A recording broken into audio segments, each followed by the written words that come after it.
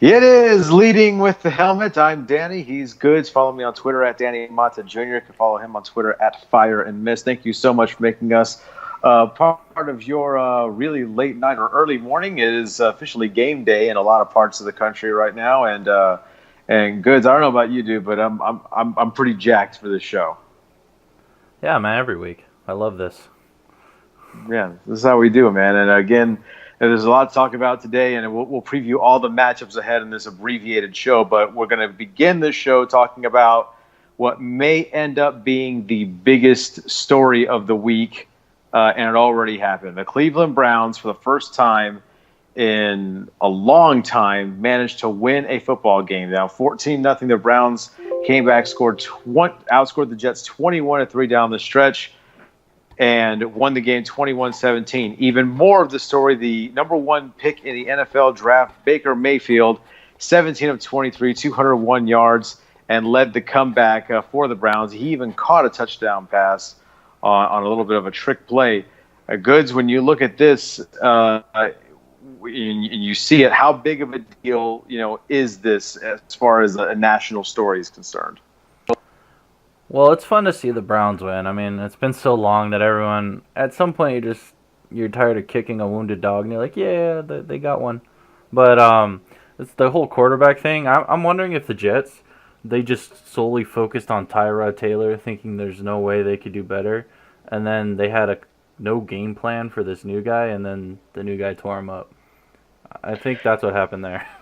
They do have very different styles of play, but I think one of the interesting things about what happens is it's a short week of Thursday night games, so your preparation time is limited. So if Baker Mayfield comes in, as you mentioned, there's not a whole lot of game film on him, and then when you have a short week, it's even harder to prepare. But to Mayfield's credit, though, this is still his first NFL game action against a decent Jets defense, and he played pretty well, especially when you come out down a 14-0 hole, and it was definitely impressive. I think if you're the Browns, there was a lot of questions about whether they should have taken Mayfield number one overall. I definitely was one of the people that said that wasn't the right move, and really it wasn't so much about Mayfield; it was Mayfield at one, because I feel like the Browns could have gotten Mayfield with their fourth pick. I would have taken Saquon Barkley and then have a dynamic offense there. They chose to go a different route, but really we don't know until it's all said and done. And at least the first time we saw Baker Mayfield, it was definitely one of the more impressive things that I have seen. And you can make the argument, Goods, the Browns could be 3-0 right now. Yeah, if it wasn't for special teams, they definitely would at least have a shot. A really good, especially last week. Right, and you figure, like, how we talk about special teams, they cut their kicker, Zane Gonzalez, and it turns out he had a groin injury and was playing through the groin injury, even though he shouldn't have been, and then he got cut because he wasn't making kicks. Does that seem all right to you? It depends how forced or how much the team knew, and if they knew and forced him to play anyway, then that's messed up. But if he was hiding it, and then didn't tell the team, then that's on him. He's got to let his team know what's going on. And that cost him games. It's one of the interesting, one of the really, truly interesting things that I've seen this year. That a kicker, with in a situation like that, and really a brutal situation for him to be in, to be relied on with a groin injury. And then to get cut for it, and of course, because of that injury, that has to at least partially contributes to why we've had two ties in the league this year. Now, the other side of this, the other tie that we got outside of Browns and Steelers happened last week. It was the Packers and the Vikings in a game that saw a little bit of everything, and we talk about special teams and. Special teams, I think you texted me right after. I'll let you kind of talk a little bit about this. Special teams were a complete disaster for Minnesota, not only with the kicking game as far as the field goal kickers are concerned with Daniel Carlson, but we're also talking about a situation where the Vikings had a punt blocked and it cost them, ultimately contributed to costing them a chance to win the game. Yeah, they gave 7 free points. They got a punt blocked on, I think, the 3-yard line. So I mean, all they had to do was recover it, Green Bay, and then they got automatic touchdown. And then the three missed field goals, and then they still tied the Packers, which a lot of people think are going to the Super Bowl or at least deep into the I'm one of them. playoffs. Yeah. And then the Vikings, with all those issues, still managed to tie that team. So I'm actually honestly feeling good, even though they tied it, because that's an easy thing to fix, which they did. They went up and picked Bailey. So now they got a solid kicker who's supposedly over his injuries. So hopefully he'll return to form like when he was with Dallas. Right, and the Cowboys cut Dan Bailey is one of the bigger surprises of the year. But he had his own injury issues late last year, came back, struggled with consistency. The Cowboys were, concerned about Bailey's health enough in training camp, but they decided to go with Maher and take the cheaper option. And the jury's kind of still out on that one. But when you look at, as you mentioned, if Bailey is healthy and the injuries are indeed behind him, and word around, around the NFL is that he had turned down several offers to come kick. He was waiting for the right opportunity. Well, this is as good of an opportunity as he's going to get. You're kicking in a dome stadium. They've already played in Green Bay. So you're as far as being able to deal with the elements, if they clinch home field advantage throughout the playoffs, you're not really going to see Dan Bailey even kicking in elements, and he's been all right in situations outdoors. So we'll see. The last time he was healthy, he was the best kicker in football. So he's the second most accurate kicker in NFL history, and he was the most accurate until the injuries kind of got to him last year, which contributed to a lot. So he may very well correct that yet. That game was interesting to me for so many different reasons. In that, as I mentioned to you, that was a big game for Kirk Cousins. He had to show he could get it done, and he did. But and some of the throws that he made, especially that one to Thielen. Oh yeah. Oh man, that was absolutely insane. But also a topic of discussion after the game was there were two roughing the passer penalties, one against Minnesota and one against Green Bay. Now, the Green Bay one stands out a lot because Kirk Cousins throws what would have been the game-losing interception, and Clay Matthews gets called for a penalty on a roughing the passer call that was absolutely abhorrent. And what they are calling right now is basically making football not football. And I always felt like people overreacted to rule changes early on, but if what Clay Matthews did is a penalty, then the game of football is changed forever because there's nothing malicious about the hit. But it was flagged, and the Vikings got another shot, and that ultimately allowed them to tie the game. And the one who spoke out about this rule, in one of the biggest ironies in the world, is Aaron Rodgers, who is the reason for the new rendition of the rules after last season. So this is a hell of a thing. What were your thoughts on those calls in that game? I did not think either of them was a penalty. But they were consistent. It's like when you're watching baseball and you got an umpire and he's like, what the hell is he thinking with the strike zone? But he's calling it for both sides, so it's hard to complain about because both teams are facing the same set of rules.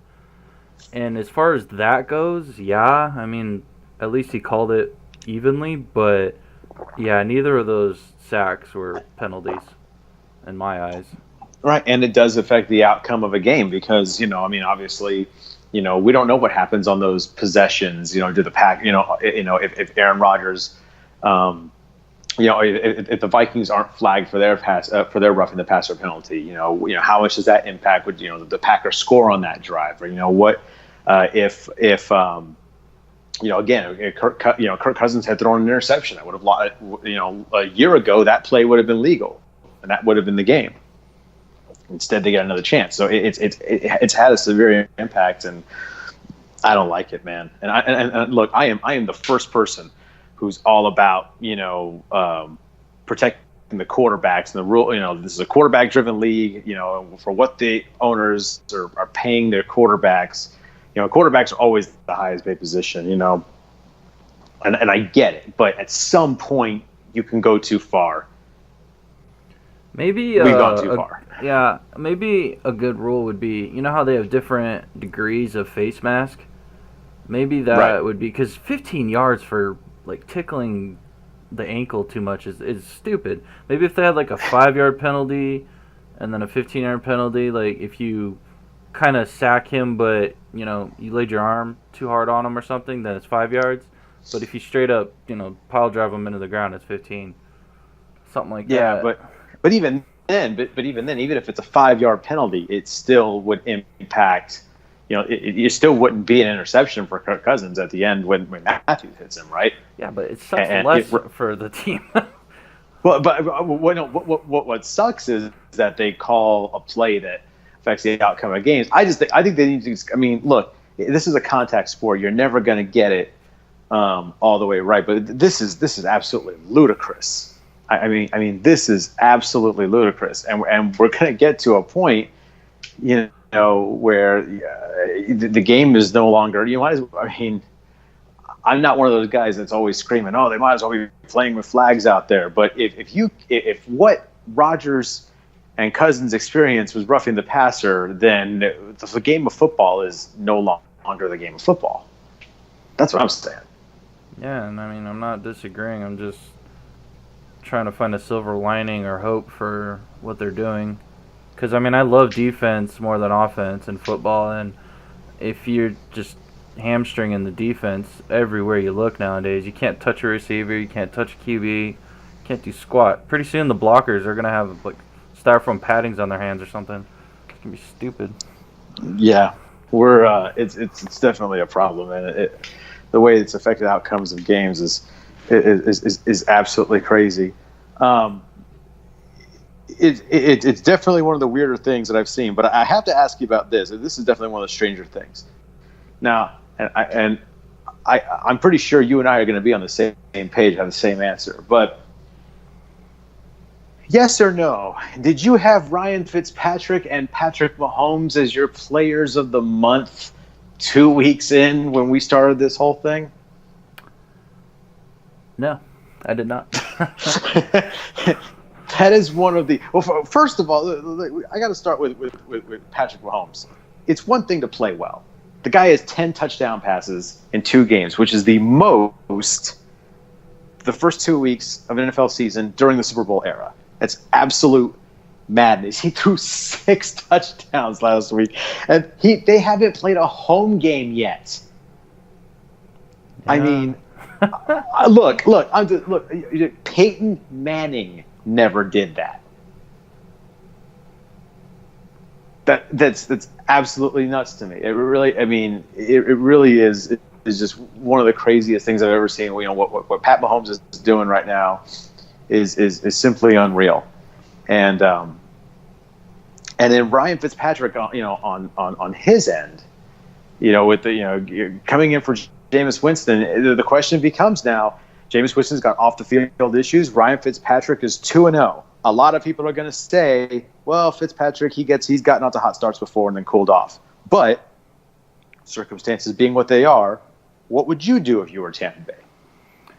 Even if Fitzpatrick cooled down some, he's still going to be about a Winston anyway. And Winston, with all the drama, I mean, look what it's doing to Pittsburgh. Pittsburgh's struggling really bad over there with all the drama. Dallas saw it last year. Like, drama affects teams a lot more than people think. It's like, yeah, guys are on the field, but their heads aren't out there.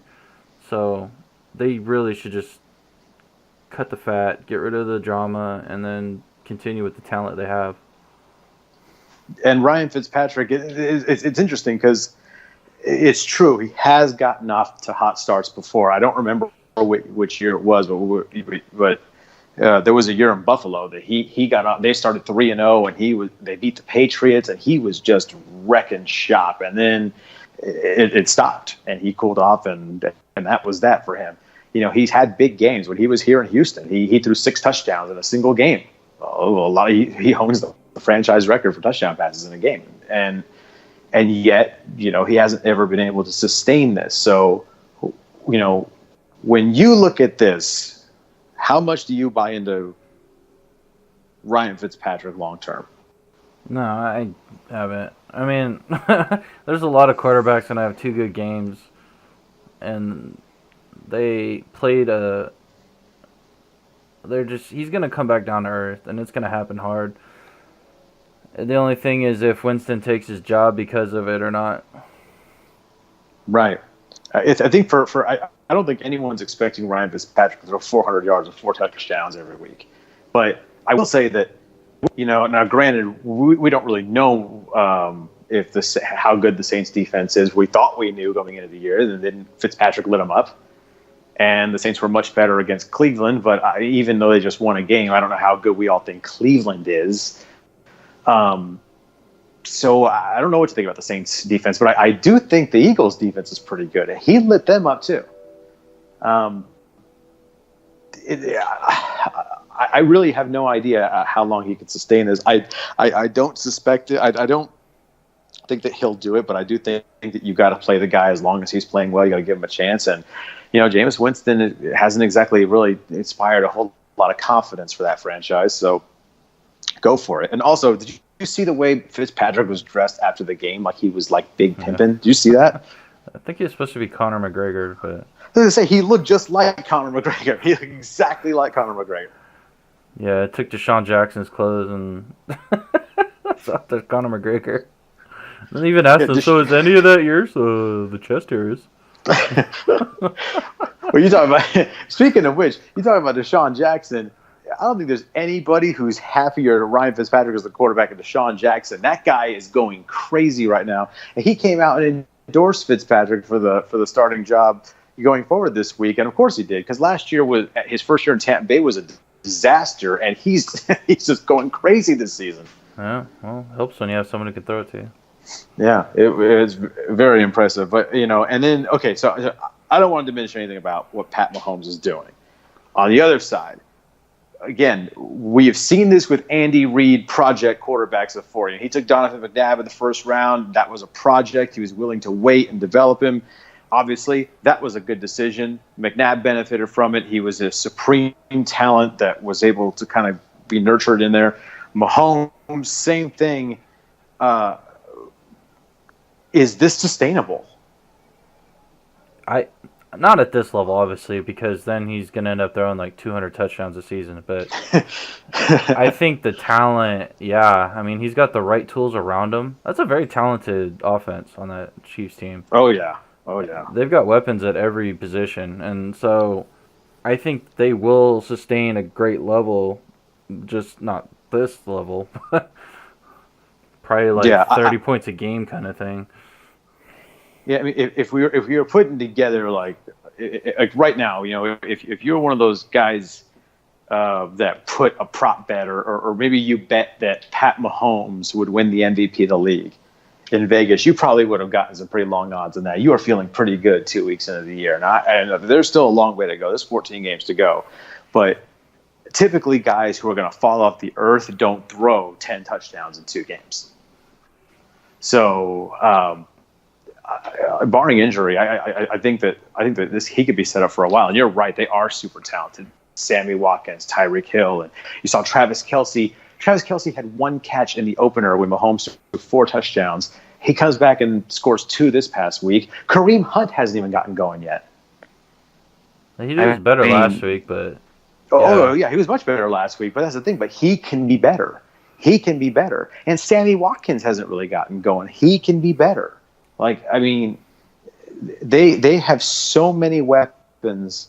Yeah, and I guess you could kind of say the same thing for Ryan Fitzpatrick. Say what you want about the Buccaneers, but you could do way worse than Mike Evans and Deshaun Jackson. Yeah. And O.J. Howard at tight end. You could do way worse than that. So both these quarterbacks have weapons. But for Mahomes, this is something that, again, Peyton Manning hasn't even done. I don't think any of us think very highly of the Chiefs' defense, but offensively, do you buy into the idea that an offense can carry you to a championship the way we have seen defenses carry to a championship? I'm talking the same way. I'm talking like that exact extreme. You have a defense that can't stop anybody, but you have an offense that cannot be stopped. Do you buy into that being a possibility that you can win a championship that way? Well, I know Peyton Manning tried it for many, many years and only succeeded once. And then it was a lot easier in Denver when he wasn't even as good when he had a defense. Right, exactly. Well, he wasn't even Peyton Manning anymore. He was just he was the leftovers of Peyton Manning. And then Tom Brady tried it last year, and we saw what happened there. So he tried it against the Giants too, and it didn't work out for him. Yeah, it's a good point. It's been very difficult. And the one year that Manning won a Super Bowl with the Colts, it's because his defense did show up for him, at least in the playoffs. They did. It's interesting to me watching what Pat Mahomes is doing, because on one hand, like, I don't see a way that because people forget this guy can run. He's big. He's a big-bodied quarterback who's hard to take down. And, if you look at Ben Roethlisberger, he's got that attribute. He's got a cannon for an arm. He can sling it as far as anyone. I'd say, I don't know if his arm is as strong as Cam Newton's is, but he can sling it. And then he's got the accuracy on the deep ball you see out of a Deshaun Watson, and just got touch on everything. I mean, the guy's just a terrific athlete. He really just he is a terrific athlete, and just you watch the way that some of the throws that he's making with his accuracy, and the way he's pulling defenses off his receivers with his touch in the pass. It's crazy to me. This guy's is in his first year as a starter full time. It's nuts to me, because Pat Mahomes to me it's crazy. I had no idea this guy would be this good, but they certainly set him up to succeed. And we'll see how far the Chiefs can go, but they can score the football. Okay, so we've got game picks that we've got to do. Now, last week you did way better than I did. That's expected. Yeah. Okay. All right. You expected it. I didn't expect it. A lot of weird crap happened last week. Like I know you thought it was going to be easy you felt good about the Colts beating Washington. I did not. I didn't see anything in the Colts that inspired me. But their defense kind of they hung in there on the road, and their defense hung in there and played pretty well against a good quarterback in Alex Smith. That was an impressive win by the Colts. Yeah, I honestly don't have a great deal of respect for the Redskins, so it was more about that. I don't think that anyone really does, especially Dan Snyder's been just a train wreck of an owner too. So all kinds of craziness going on this week, and there's a lot of good games. I think the early slate is way better than the afternoon slate, evening slate, save for one game, which we'll get to later. But we'll go ahead and do our game picks right now. And in this abbreviated show, we'll go ahead and kind of just talk a little bit about, whatever comes to mind as we look at these two, as we look at all the matchups. So we'll start in the NFC, the Saints taking on the Falcons in Atlanta. Saints coming off 21-18 win over the Browns, and the Falcons pulled out a 31-24 win over the Panthers. Goods, your thoughts on the matchup? I think the Saints are going to continue struggling early season, because I've been saying it since week 1. They hate to win early. They were just lucky they played the Browns last week. So I think the Falcons will take advantage of that and beat them. Yeah, I don't know how I feel about really either one of these two teams right now, but it definitely looked like Atlanta started to figure things out against a pretty good Carolina defense. I'm going to take Atlanta on their home field. So let's see. We have, all right, so Green Bay Packers at the Washington racial slurs. You just keep trying to come up with new shit, don't you? Look, man, I'm just saying. I'm just stating facts here. Well, if the Packers let me rephrase that. If Aaron Rodgers can do what he did against the Vikings defense, he can do it against Washington defense for damn sure. So it's got to be the Packers over the Redskins. Yeah, I don't really. I would think the Packers defense is at least as good as the Colts. I would think the Redskins will have a good chance to bounce back on their home field. But if you lose 2 games in a row on your home field, if you're Washington, you're in a rough spot at 1-2 early in the season, and I think they are going to be faced with that situation. I'll take Green Bay. All right, so now we have an interesting matchup: the Colts and the Eagles, and it marks the return of Carson Wentz, who we'll pause on these game picks for a second, but Carson Wentz last year, at the time he got hurt, was the front runner in a lot of people's eyes for the MVP of the league. He'll now play his first game since that ACL tear. He watched from the sidelines as Nick Foles won a championship Your thoughts on the return of Carson Wentz? And ACL tears are tricky. We saw Deshaun Watson looked noticeably rusty his first game back. Wentz didn't have a preseason. How are you feeling about the prospect of Wentz coming out there and picking up right where he left off? There's no way he's going to be the same right away. He's going to have a little rest time to shake. But against this Colts team, they don't need him to be perfect like he was. So I still think they'll take out the Colts. So the question I have, if you're Nick Foles, because a lot of people were wondering, okay, well, where's he going to go in the offseason? And, he made it known he was very comfortable in Philadelphia and that he wanted to be there. So I don't think Nick Foles helped his stock in terms of like drawing in, high draft picks with his 2 starts this year. I don't think so. But I will ask this, because I do believe there's still going to be a market for a guy like that because he won a Super Bowl. Could Nick Foles have a better gig? Because the guy won a Super Bowl. People in Philadelphia will always remember Nick Foles as the Super Bowl MVP quarterback, delivering the first championship in that city's history. And now he gets to hold a clipboard on the sideline and get paid, $2 million a year? Could you possibly have a better situation if you're Nick Foles? I'd say starting for the Jags would work. Honestly, no, dude, I'll tell you, look, man, if you're starting for the Jags, you may not have a ring. That's all I'm saying. I think if you're sitting there, you get $2 million a year to hold a clipboard. Yeah, compared to me, and my 9-to-5 job, sure, but you're a professional athlete. I got to assume he wants to win all the time. He already won. No one's going to be mentioning Nick Foles in like Hall of Fame discussions in 10 years. The guy won a Super Bowl, though. He's etched in history forever. Why would you leave that? To win another? Hey, look, man. He's proved his point. He doesn't have to take a hit, worry about concussions, blowing out his knee, all that other stuff. He can hold a clipboard, show up to training camp, sweat a little bit. That's it. That's as sweet a gig as you're going to get. I don't know. I would be one of the types who would want to go out there and keep playing the game I love. Look, power to you. For me, I'm just like, I don't think there's nowhere to go but down if you're Nick Foles. I mean, we kind of already saw that. He top of the world, Super Bowl MVP, in the first 2 starts. Oh yeah, he's Nick Foles again. But Carson Wentz, I'll tell you, this is an interesting situation because the Colts got a win they really needed, and the Eagles are at home and they get their MVP quarterback back, but there's no telling how good he's going to be right away. They definitely have to do something because Nick Foles wasn't getting it done.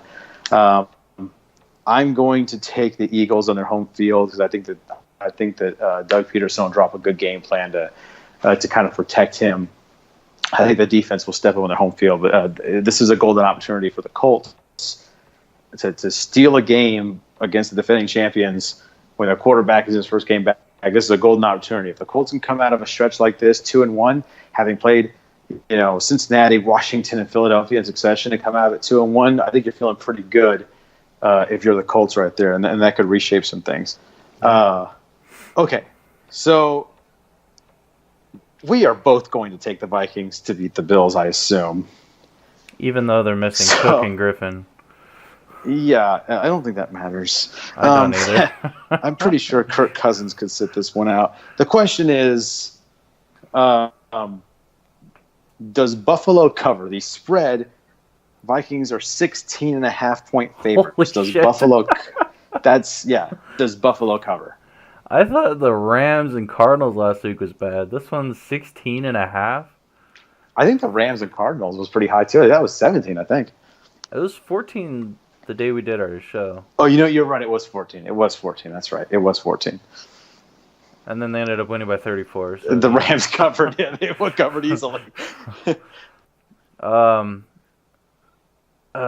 The hard thing about the Vikings and a spread is that they're not an offensively driven team. They're a win-driven team. So if the Vikings jump out 2 touchdowns, they're just going to start burying teams and making them throw up the middle and run. They're not going to allow a high shootout game in order to score more points. So with them, it's really hard. I don't. I think they'll win easily. Like they'll be in control of the game the entire time. They'll always have about a 2 touchdown lead, but I don't know if they'll get over that hump. Yeah, I'll take the Vikings to cover. I think they'll win like 40-0. Although that young quarterback, he's gonna have really bad time. It's a rookie. I just think, look, I'm telling you right now, one of my fantasy leagues, I have the Vikings defense, and I could not feel better about that because you have a rookie quarterback on maybe the worst team in football on the road against a vicious defense that's angry. I don't think you could have a better situation than the Viking. If you have a fantasy, if you play fantasy football and you have the Vikings defense, you should feel really good about that this week. Imagine how the Bills feel prepping. What are they saying in the locker rooms each day is until tomorrow? It's like, okay, guys, we just got to do this and we can win. It's like, is that in any kind of talk? If I'm the Bills, I'm just trying to make it out alive. I really this is going to get really ugly. Because it could have been the same way last week with Rodgers, but that Packers O-line was impressive. Yeah, I was going to say, I think probably the biggest MVP performance that we've had this season that no one's talking about is the Packers offensive line and their performance against the Vikings last week. Because we talked about it, and I said that if Rodgers plays under the circumstances with the defense that he's facing and all that, that offensive line is going to have to play the best. Now they are a really good offensive line. They have one of the best offensive lines of football, and they brought their best game in that game. They did a terrific job keeping Aaron Rodgers, and you would hope that Rodgers is probably not going to get hurt again, and that he'll continue to improve. You hope that's the case, but if he does, and he does get through all 16 games, the performance by that offensive line against Minnesota in week 2 is huge, and that is worth something. That's a definite victory in a game that's finished a tie. Okay, so now here's an interesting one: the Raiders at the Dolphins. This was a hard one for all bad reasons. I'm not convinced the Raiders are as bad as they've been playing, and I'm not convinced the Dolphins are as good as they've been playing. But maybe they are. So it's just a matter of how you interpret the games. But I still chose Silver and Black beating the Dolphins. I go back and forth on this one too. I know. This is the hardest one probably. I do not think the Dolphins are very good, but they beat a Tennessee team that isn't very good. They beat a Jets team on the road. That was, again, I don't know what we think about the Jets. The Jets just beat the Lions. I just think this is a lot about the Lions. But,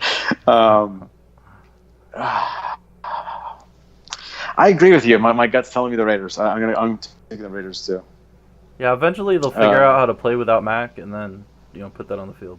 I don't know they ever will, but but they got Amari Cooper involved, and I think that the Dolphins, might be susceptible to some over the top passing, and I think Cooper could have a decent week this week. So I'll take the Raiders. I wouldn't feel good about either team that I took in that scenario. Yeah, that's a guess. Yeah. The Broncos 2-0. Defense looks good. Case Keenum playing well. They've got a date with the Ravens. What do you think? I'm not sold on Case Keenum yet. I've seen what he truly is because I watched every game last year. So I think the Ravens will beat the Broncos. The Broncos are better than they were last year. So they definitely accomplished something in that regard. They are better, and Keenum has looked, all right to me. And I know we had some struggles with the Raiders last week. And I get that. That was a tough, grinded out football game. They were able to pull away, and Denver's better this year. I do think the Ravens win this one though. I think that defense at home, especially after a tough loss to the Bengals, I think that they'll bounce back. But that is that's a game that if the Broncos can come away and win, and they're 3-0, I think you have to start looking at the Broncos and start thinking, okay, they might be a little bit better than we thought if they come out of that stretch 3-0. The Bengals at the Panthers. This is one of the best games of the day on the schedule. Bengals at Panthers. Yeah, I mean, Cincinnati's been really impressive this year. I've liked what they've done. They're a very balanced team, offense and defense. Dalton's been covering his ass, and so I got the Bengals beating the Panthers. Oh, man, I want to take the Bengals. I really do. I feel really good about the Bengals. Cam's at home, though, man. And I got to think, coming off a loss, you talk about the margin for error in the NFC is so small. Every game's a must-win game. And you're still talking about an NFC South team, which I think is the best division in football. Oh, man. I want to take the Bengals. I want to, and that they're my pick to win the AFC North. I'm really high on the Bengals this year, but I'm going to take Cam. I'm going to take Cam at home. I'll take Cam and the Panthers at home. We'll see if that one comes back to bite me. Yeah. I'll take the Panthers at home, but I want to take the Bengals, but I'll take the Panthers. I wouldn't be surprised. I mean, it's possible. The Panthers are. I'll tell you. Remember how I told you I didn't feel really good about picking the Raiders or the Dolphins? This is one where I feel like I feel pretty good whoever I pick. You either give me a Bengals team that's played really well early on, or you give me Cam Newton on his own field. I feel pretty good about either one of them. Giants at the Texans. Texans have really screwed me this year. I've picked them both times, and they have not figured it out yet. Yeah. I think this game, though, they can do it. Of course, I'm going to keep saying that. I truly believe that team's got so much talent that they will just become who they're supposed to be, and they will beat the Giants. Losing to Blaine Gabbert is not good.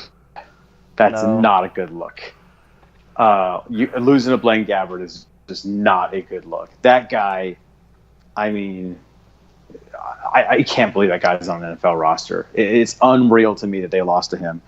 But you know what, though? They showed some signs on offense in the second half of that game, particularly Watson and Fuller. I think, and really, it's not panic time. If you look at the Texans' next 4 games, so they've got the Giants, at the Colts, home to Dallas, home to Buffalo. I think that they should win 3 out of those 4 games. And really the only loss I can see on that possibility is at the Colts. And that's because if you lost to Blaine Gabbert on the road, I'm not sure how I feel about you beating Andrew Luck on the road. Yeah. Well, if their team figures it out, I mean, they can beat anybody, so we'll see. Yeah, so but even if you lose that game, if you're the Texans, if you lose to the Colts but you win the other 3, you'd be 3-3 and have a road date with Jacksonville. At that point, you're right back in it. If you're 3-3, you're 500, you're playing well.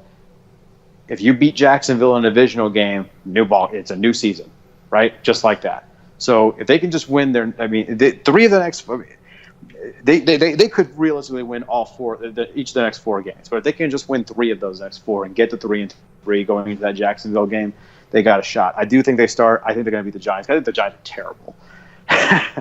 They're just awful. I can't. I'm really glad I didn't drink the Giants Kool-Aid in the preseason. I really am, because they are bad. And that offensive line, you put them in Seattle.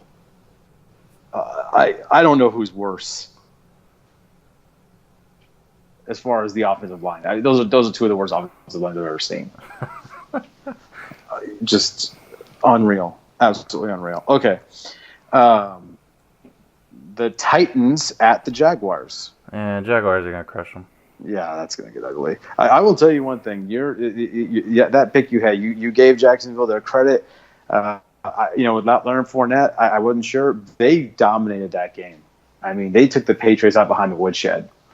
And we don't see that happen very often at Tom Brady and the Patriots, which probably is bad news for the Lions. Because the Patriots tend to make corrections very quickly. But yeah, I thought that was absolutely marvelous what they did, and without Leonard Fournette, I mean, the Patriots will get better. We know that, but the Jags are really good. They got something there. Well, I love defense, so I will always side with defense. Yeah, one thing I keep thinking is like if we get like a Jacksonville, like if we get Jacksonville, Minnesota Super Bowl, the only thing I can think of, we're trying to think about the possibility of that is I'm like, watch that game be like a 34-31 shootout. Because like if those two defenses go at it, it's like the only thing that would just because that's the way the world works. We'll put two of the best defenses ever and end up with 34-31, and Blake Bortles and Kirk Cousins each throw 4 touchdowns kind of game. Like one of those weird games that doesn't make any sense, defies logic. I feel the Giants are really good. Jaguars are really good. Excuse me. Here's another. We've got the next 2 games are fantastic. San Francisco at Kansas City. I think the Chiefs are going to murder them. I don't think it's going to be a very good game at all. You know what? I think that's a good matchup. I agree. I'm taking the Chiefs because I don't think that the 49ers can keep up with them. But I do think that the 49ers could score. And I like what we're seeing out of Mike Reed at running back. I think that he's been a nice little addition for them. I know that when they lost Jerick McKinnon, we weren't sure they were going to find anyone that could replace him. But Breida's awesome. But I agree with you, Pat Mahomes and all that. I just can't pick against that guy. I'll pick the Chiefs. I do think the 49ers will be able to keep up for a little bit, though. Yeah, I think they'll score like 28, but Chiefs are going to put up 40-something. So it'll still be a 2-touchdown spread, just a really high one. Here's another good one, and this might be the best. You could make a legitimate argument that this is the best game of the weekend. Chargers at Rams. Yeah, 2 LA teams, 2 of the 3. Yeah. I think the Rams they're just a dominant force. I mean, they're going to be there at the end in the NFC, and Chargers won't be able to handle it. I think they're going to put up a hell of a fight, but the Rams there's so much football team on there. I'm taking the Chargers. I think that the Chargers play in a stadium that they can't sell out, and there's only 27,000 seats in it. They are technically a road team on this, but I think that with everything that franchise has been through, I think this one's personal. I think for the Chargers, this is a really big game for drawing in attention to fans from Los Angeles who will gravitate to winners. They're a fair weather city. They are. We know that. I think this is personal. I think this one really matters to the Chargers. They're one of the best road teams in the NFL. I'll take the Chargers. I think their defense can handle Jared Goff. I don't know about Todd Gurley, but I think that they can. I don't think anyone handles Todd Gurley, but I do think that they can handle Jared Goff. I'll take the Chargers. Yeah, that'll be an interesting one then. That's going to be I think that's going to be a good ball game. Okay. Cowboys at the Seahawks. This has somehow been dubbed America's Game of the Week, and I think the only reason for that is because the Cowboys are a ratings generator. But nothing from on paper standpoint screams, "Ooh, this is the game everyone wants to see today, isn't it?" Yeah, I didn't even know that. Yeah, I'm a little embarrassed that I heard it. Yeah, it's not. Yeah, it's. But again, the Cowboys drive ratings, and there's that. But yeah, Cowboys at the Seahawks. The only reason I'm taking a team here is because of where they're playing, and that is it. So I think Seahawks in Seattle, that'll give them a bit of an edge, even though both these teams are struggling so bad offensively. And the Seahawks defense is just declining very bad. But Seahawks in Seattle they're something else. I thought you were going to take the Cowboys. Yeah, they screwed me twice. I honestly, I thought you were going to take the Cowboys, and I really think about the Seahawks the exact same way. I feel like they're at home, and they're a different football team at home. But you took the Seahawks, so I'm going to take the Cowboys. I'm going to try and pick up a game on you.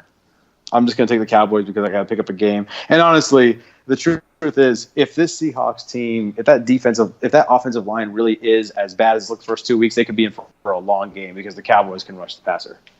I'll take the Cowboys. I don't know why, other than that I'm trying to pick up a game on you. But Well, I'll yeah, there tell you go. you, every damn time, no matter what, with the Cowboys, if I pick them, they lose. If I don't pick them, they win. So probably you're gonna win. I don't know. We'll see about that. Honestly, I really was gonna take the Seahawks. I thought you were gonna take the Cowboys. So now I gotta take the Cowboys. All right. The Bears at the Cardinals. Yeah, Cardinals. Well, they got 6 points combined in 2 games. So they're in trouble. $20 million quarterback is not looking like a good investment at the moment. How does Sam Bradford still have the starting quarterback job? His team's averaging 3 points a game. 3! And if Daniel Carlson was his kicker, he might be averaging 0 points a game. Yeah, that's an interesting team to put together. Yeah, I don't think very much of Arizona. Arizona's terrible, and they need to start Josh Rosen. But you know what, though? Sam Bradford does have an injury history, and this is one of those games where the Bears, with those linebackers, could go crazy. Oh, by the way, I predicted Khalil Mack at the start of the year was going to be the Defensive Player of the Year on general principle.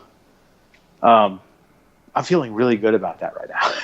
Yeah, so far the first couple of weeks. Eventually, teams are gonna figure out. It's like, hey, you probably should put someone on there, but it might not matter. No, it might. I don't know.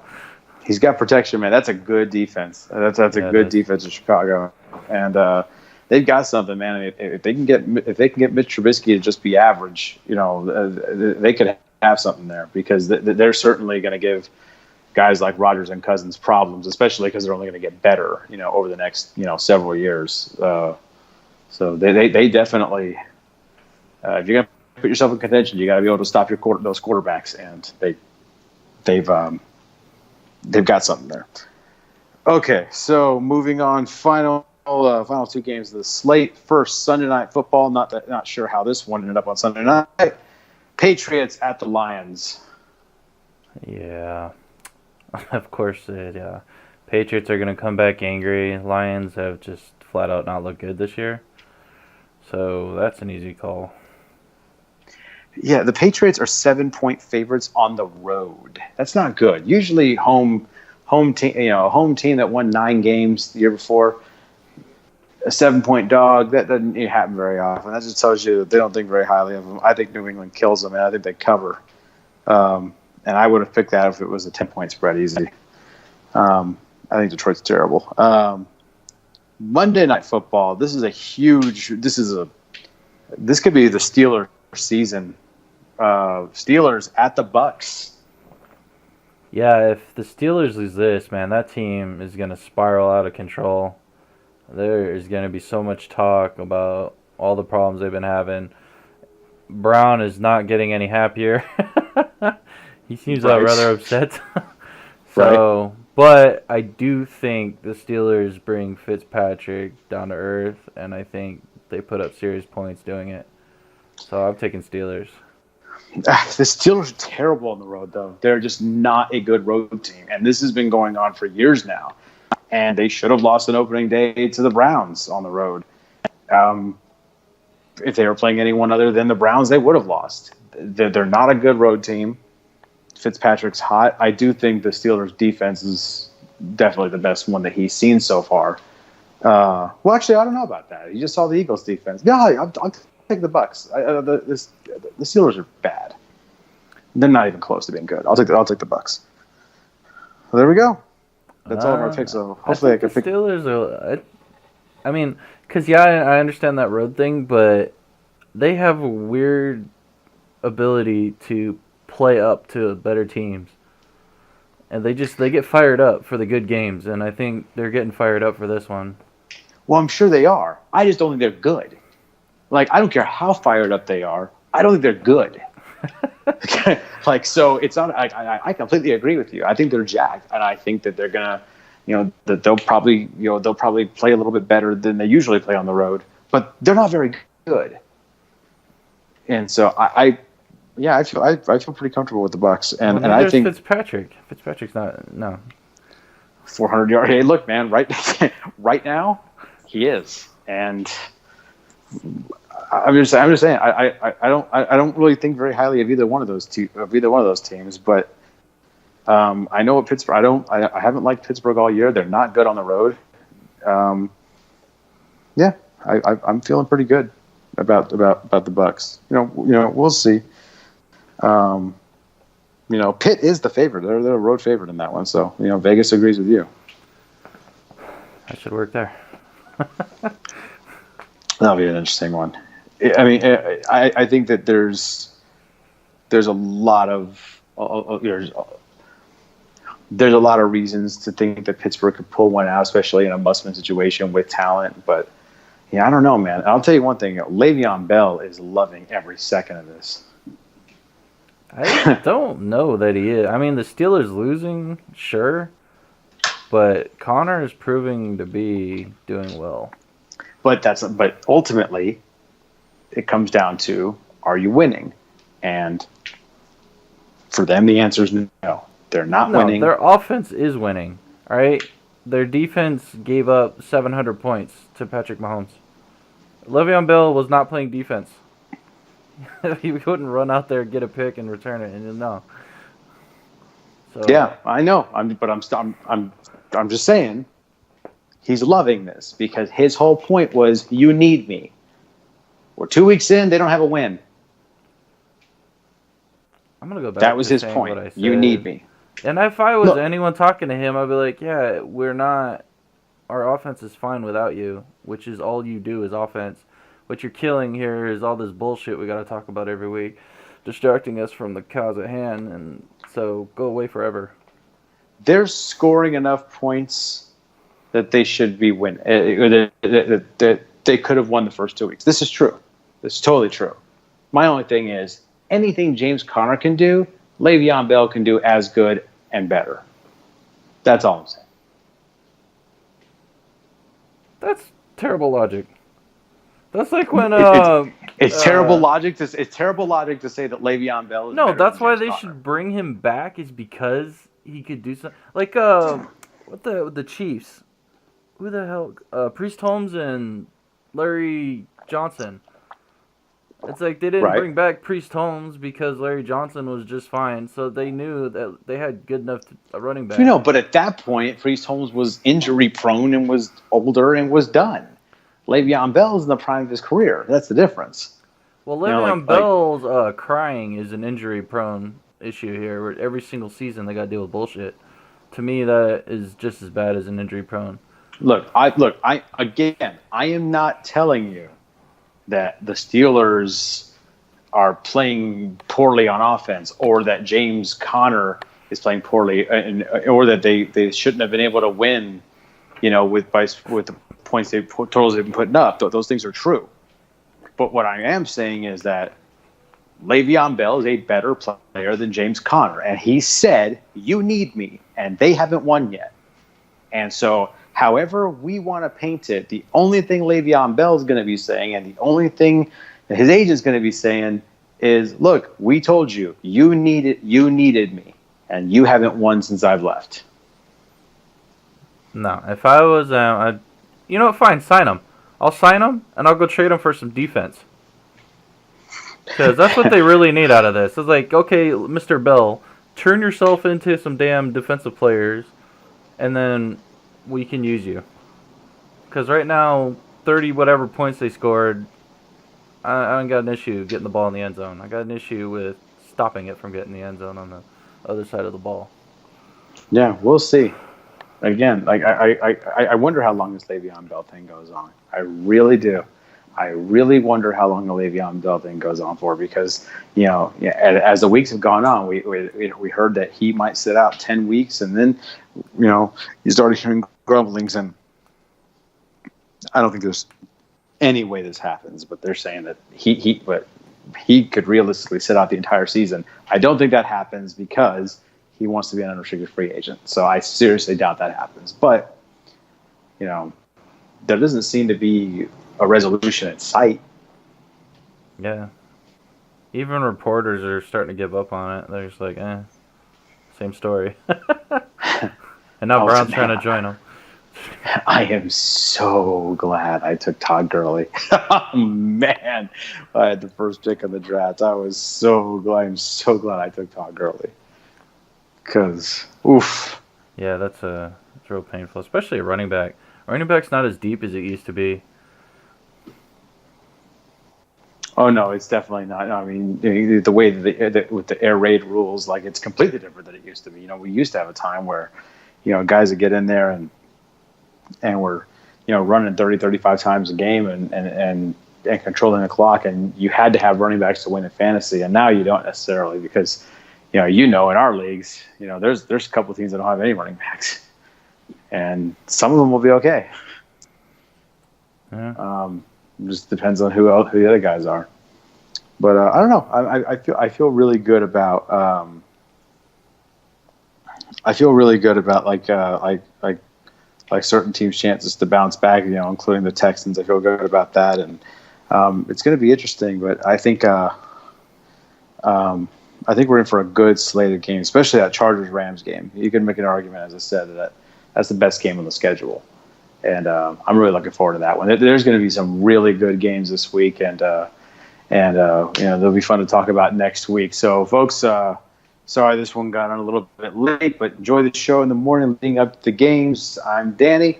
He's Goods. We're out.